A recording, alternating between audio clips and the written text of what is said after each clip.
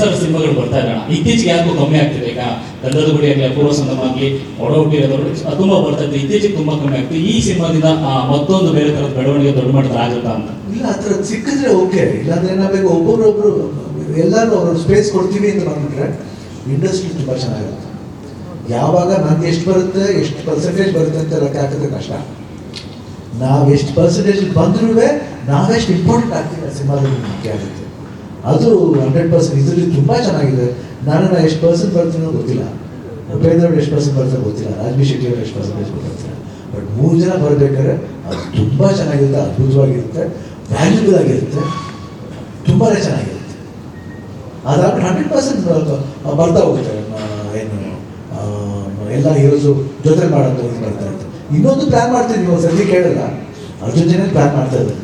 ಸದ್ಯಕ್ಕೆ ಈ ಸಿನಿಮಾದ ರಿಲೀಸ್ ಆದ್ಮೇಲೆ ನಾವು ಅದನ್ನ ಅನೌನ್ಸ್ಮೆಂಟ್ ಕೊಡ್ತೀವಿ.